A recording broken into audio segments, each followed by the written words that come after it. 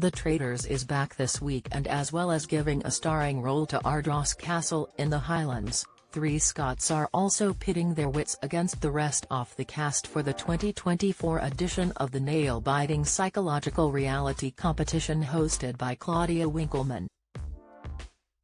A new crop of 22 strangers have been lined up to play the ultimate game of detection, backstabbing and trust, in the hope of winning up to £120,000. Amongst their midst is a Glasgow photographer, a veterinary nurse and a clairvoyant/NHS worker, both hailing from Inverness.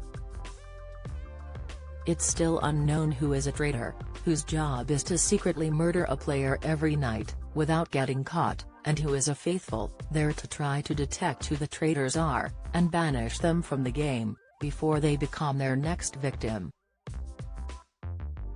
But the Scots contestants taking part are hoping to follow in the footsteps of last year's winner Meryl Williams, from Edinburgh, and keep the cash prize here north of the border. Glasgow photographer Brian Davidson shared an excited update to his followers on Instagram after news broke of his involvement in the show last night. He said earlier today, well, what's this handsome devil doing in front of a castle? Maybe tune into The Traitors tomorrow evening to find out what I've been up to recently. Speaking ahead of the show's launch about his chances, Brian said, "I'm wanting to go for the experience, so I really am going to enjoy myself. I don't take life too seriously, so won't take anything to heart. It's easy for me to say that now because I'm not there yet.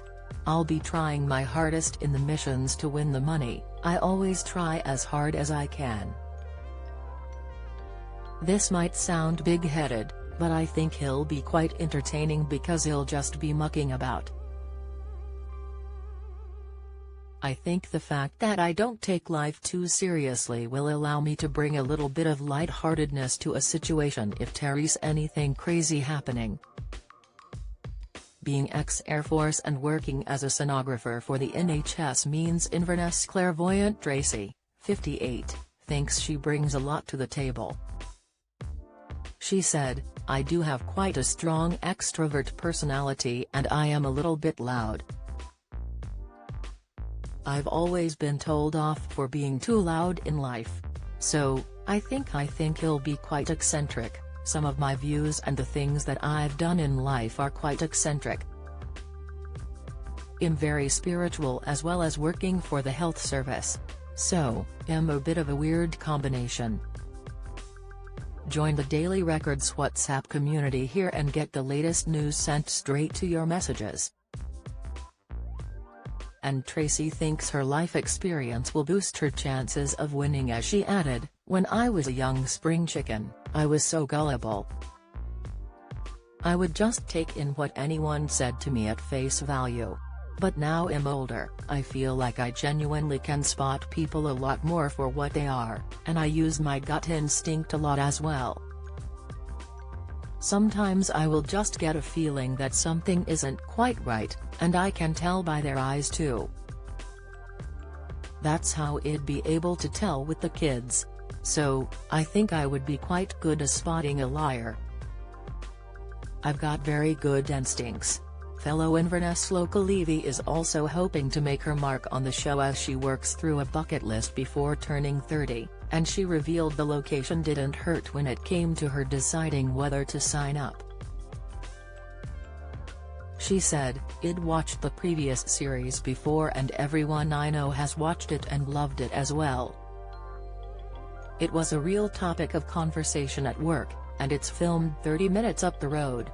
She added, "I'm 29, so it's the last year of my 20s and I think I may be having a bit of an existential crisis about turning 30, just overthinking it a bit too much.